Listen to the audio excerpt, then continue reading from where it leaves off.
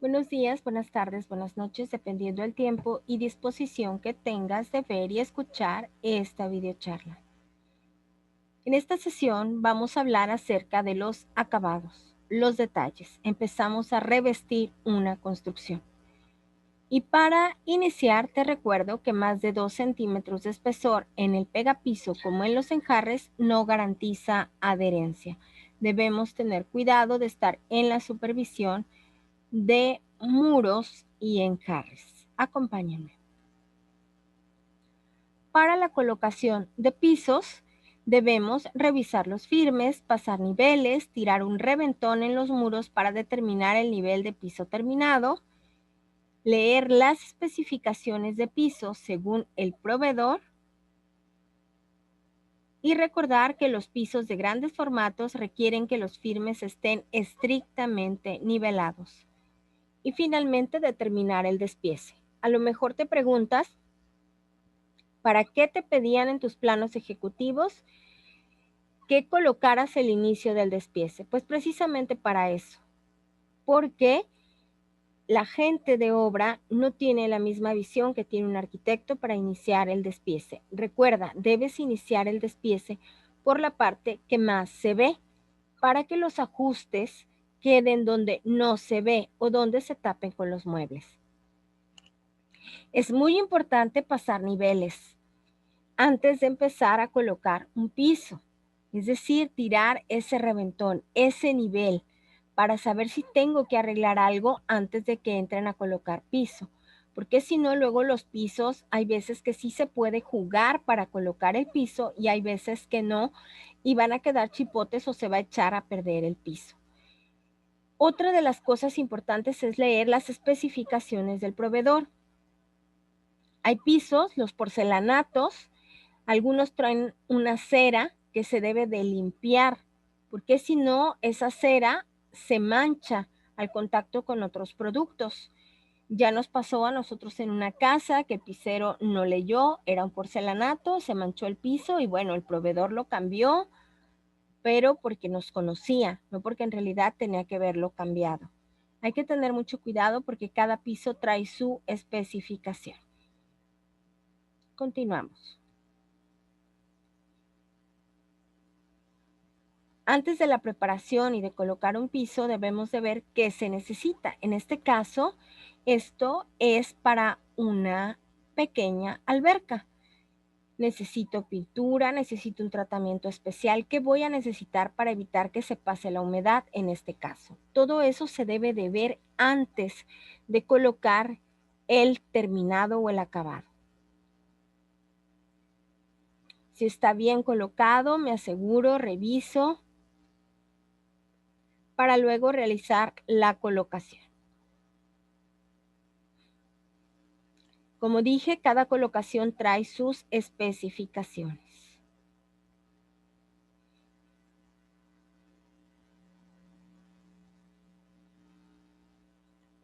Colocación de azulejos. Aquí es importante revisar los plomos de los muros. Creo que todos nosotros debemos de saber utilizar un plomo, así que podemos llegar directamente a la obra y colocar el plomo para revisar los plomos de los muros, correr el nivel de la altura de la colocación de los azulejos, hasta qué nivel va el azulejo, en qué nivel va la cenefa y determinar el despiece. Como dije, nosotros como arquitectos somos los que tenemos ese ojo especial, esa mirada de los puntos visuales y de las perspectivas para saber en dónde se debe de iniciar la colocación de un piso. Esos detalles son los que cambian la perspectiva de los espacios. Aquí estamos viendo desde dónde coloco el despiece de la charola, el despiece de los azulejos, piedras naturales. Las piedras naturales son terminados que en los últimos años están muy en boga o se han utilizado mucho. Y yo debo de observar en las piedras naturales distintos aspectos. Primero, tomar en cuenta los distintos espesores y si son laminadas o de corte natural. Laminadas, es decir, que ya vienen moduladas. Si son de corte natural, pues tendrán diferentes dimensiones, diferentes espesores y diferentes medidas. Utilizar Duracril o cualquier sellador que me asegure la adherencia. Menciono Duracril por mencionar una marca, pero debo utilizar cualquier sellador que me asegure adherencia. Hay que cuidar no utilizar cualquier sellador porque en las ferreterías venden de repente selladores que se asemejan al resistol blanco y lo venden a granel y resulta que no sella porque ya viene adulterado.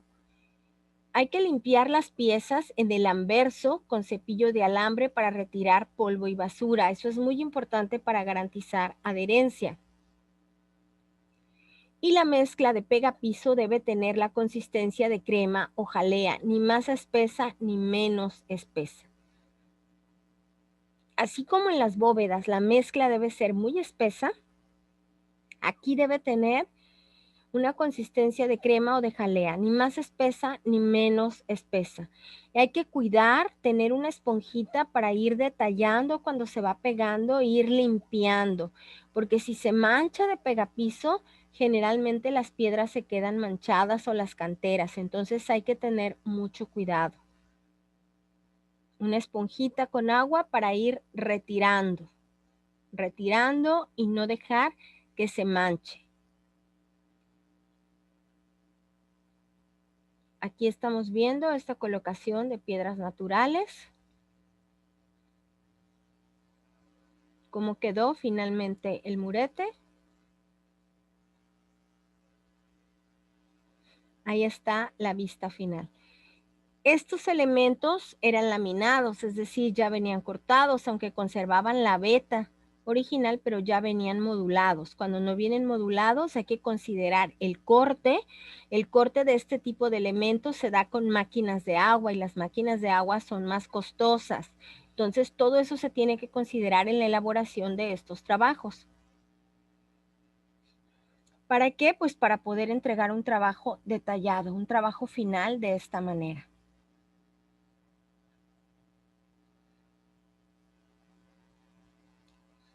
Hablando también de elementos naturales, otro tipo de elementos que no vienen laminados, hablamos de piedras lajas. Estas piedras lajas se utilizan mucho para caminamientos o para fuentes, como en este caso. También debemos de considerar el rendimiento del pegapiso, no es el mismo. Si nosotros tomamos el rendimiento del pegapiso que viene en la bolsa, pues van a pensar los clientes que los estamos robando. En las piedras o materiales naturales el rendimiento es mucho menor. Entonces hay que tomar en cuenta todo eso. A veces con un saco de pegapiso puedo nada más colocar 2 piezas de mármol. Entonces hay que tener cuidado en los rendimientos. Aquí utilizamos una mezcla, sí, de pegapiso, pero también de cemento arena para hacer el fijado, porque si están observando, se tira un nivel, ahí se ve un hilo, y entonces tomaría muchísimo espesor. Y economizando decidimos hacer eso. Se colocó la piedra laja y al final se le dio una junteada o relleno. Igual considerando la limpieza y en lo que fue el muro, el espejo de agua, también se buscan las formas. Todo eso se debe de considerar al hacer estos trabajos, que hay que acomodar, no se pega por metros, no se pega por destajo, se paga por detalle. Hay que estar acomodando cómo se ve mejor, buscándole la forma a las piedras. Y una vez que se le busca la forma a las piedras, decidir cómo se ve mejor, presentarlas. Una vez que se aprueban, empezar a colocarlas.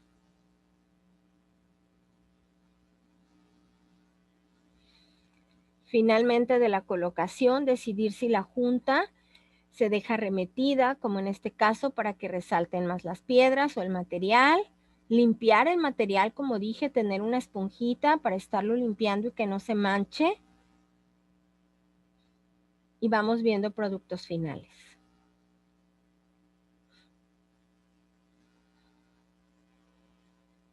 Ahí está cómo va quedando el muro, resacado.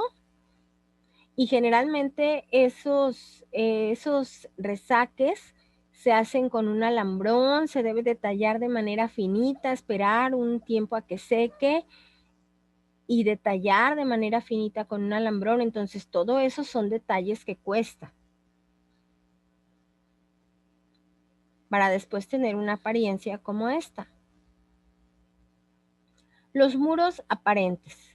En los muros aparentes debemos considerar las acciones de perfeccionamiento del trabajo o del afine, considerar las limpiezas y protección de los mismos trabajos, como dije anteriormente. Los castillos van ocultos y siempre debemos buscar los cantos o aristas del material y tener herramientas adecuadas de corte para los materiales. Ya les mencioné que las herramientas de corte son máquinas de agua. Estas máquinas son más costosas y es más tardado el trabajo. Si no han visto cómo se corta una pieza en una máquina de agua, véanlo. Es mucho más lento el corte y más tardado. Así estaba ese muro y se decidió hacer igual que en la columna, todo aparente. Entonces se empezó a construir el muro y ahí se ve que los castillos pues van ocultos. Siempre hay que sacar esos reventones, esos niveles para saber cómo vamos, irse fijando. Se deben de ir bajando los albañiles del muro, ir viendo dónde están metiendo los ladrillos, cómo están haciendo juego, que no quede repetitivo, que quede en composición. Es todo eso, ir resacando, ir limpiando, ir dejando aparente, que no se manche, que no se soborne la mezcla. Son muchos cuidados, por eso se trabaja por detalle. Así es como empezó a quedar el muro. Y finalmente, cómo se ve el muro. Y la totalidad que estaba de tabicón y ahora quedó como muro aparente. Como dije, son trabajos de mucho detalle, entonces no se pueden cobrar a lo que se cobra el metro cuadrado de ladrillo. Y no es que la gente pierda el tiempo o avance pocos metros, es que está cuidando el trabajo.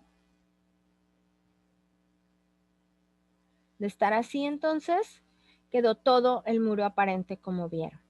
Nuestra actividad, vas a responder las siguientes preguntas. 1, vas a plantear las recomendaciones generales antes, durante y después de colocar un piso.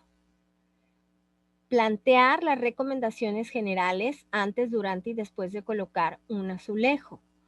3, plantear las recomendaciones generales antes, durante y después de colocar un mármol.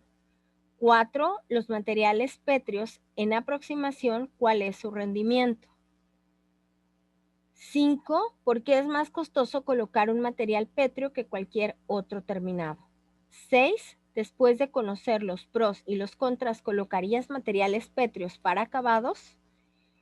Recuerda, mientras el rendimiento de un saco de pegapiso en material porcelánico o porcelanato es de 1 a 5 metros, en mármol puede ser 1 metro nada más.